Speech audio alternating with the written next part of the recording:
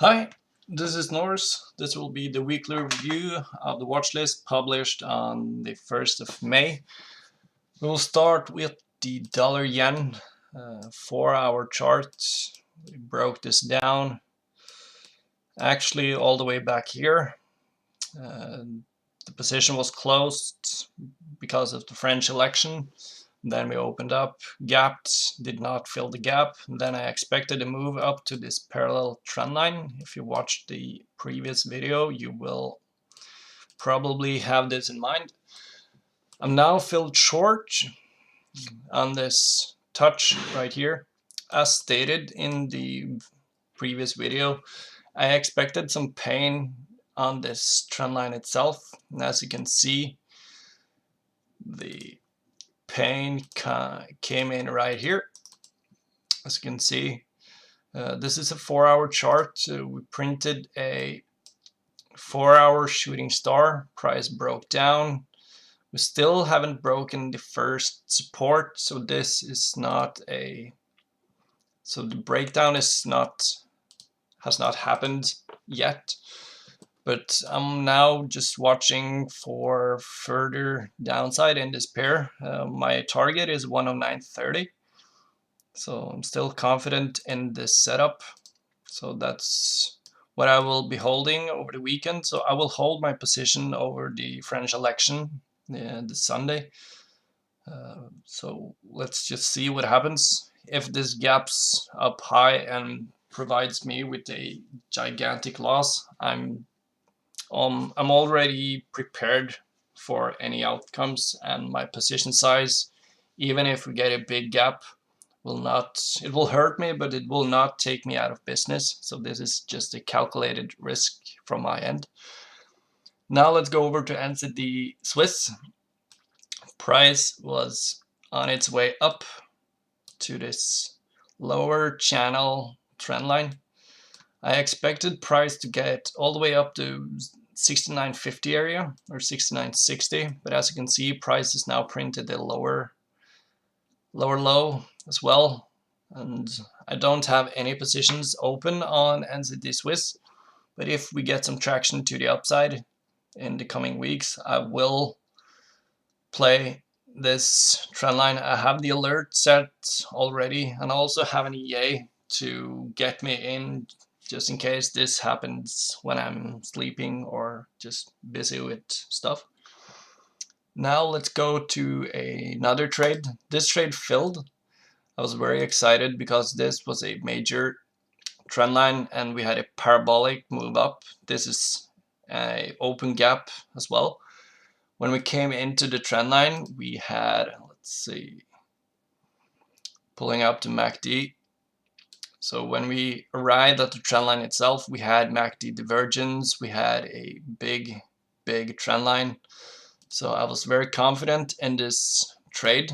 But as you can see, we got filled 122 even, or 121.98, and price did not give in at all. It just touched the trend line, broke, retested, and just skyrocketed. And stop was placed at 122.80 right here.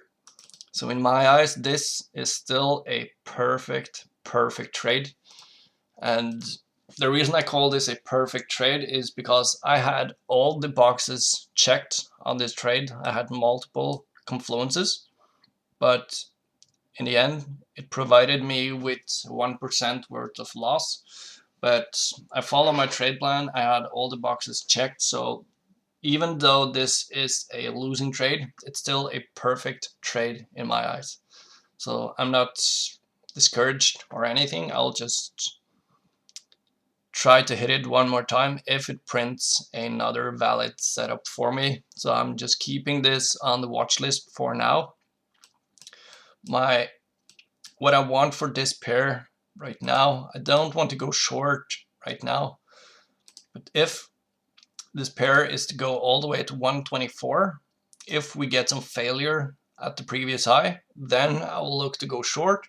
Or if this pair starts to just fall down at the moment, close below this trend line, then retest. That will be my trigger for the short, and then go for the gap fill itself. So that's my trade plan going forward for the euro yen. I will keep this in the watch list if it's close to a setup.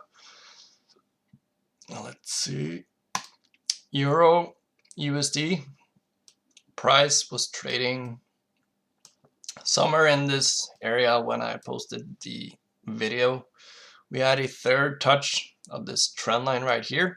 I was concerned because this level that you see right here, this shelf, it looked very clean, and when we have clean levels like this, we know that there's an insane amount of liquidity resting above, so orders, stops, and all the good stuff.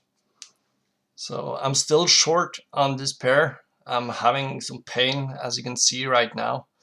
We also have a bigger trend line coming in right here.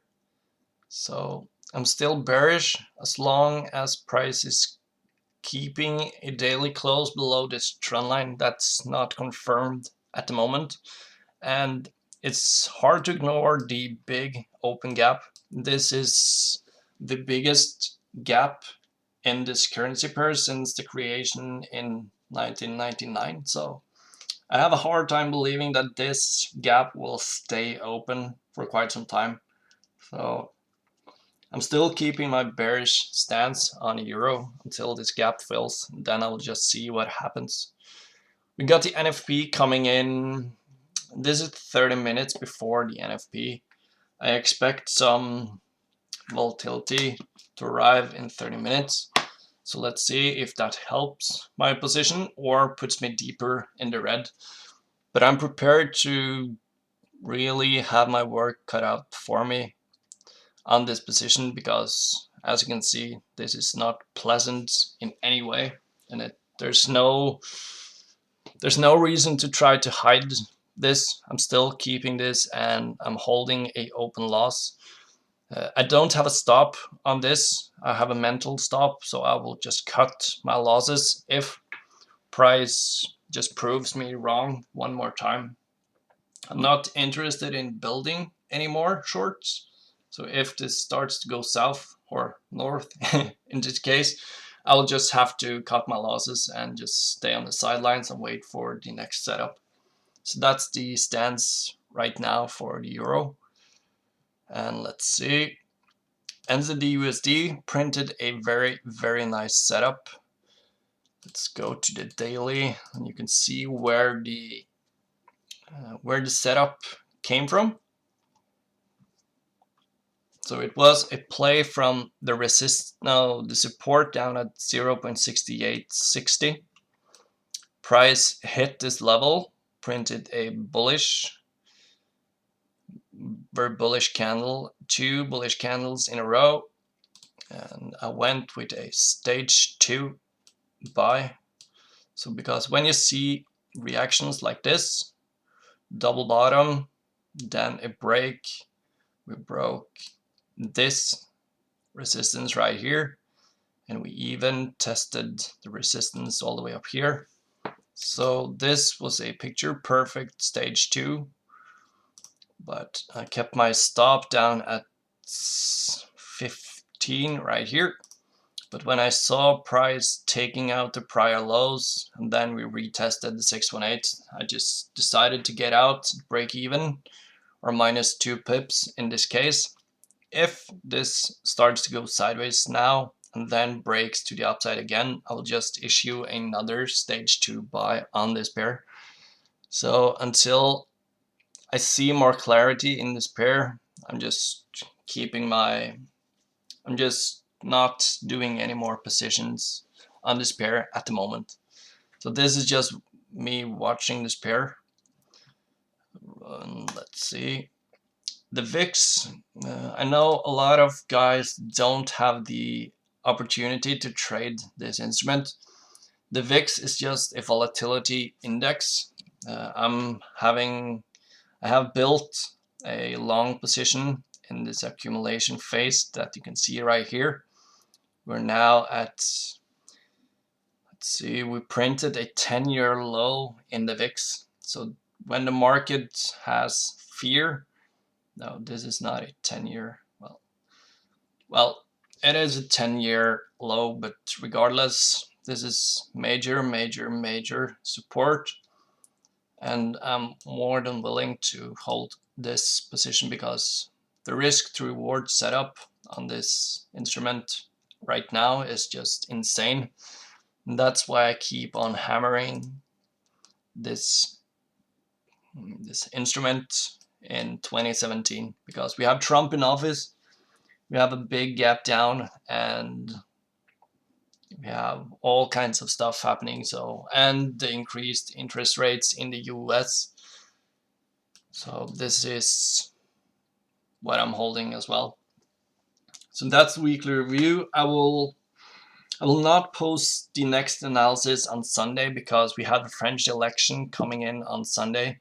So when the market opens, then I will just do my analysis on Monday so we know what we have to work with in the coming week.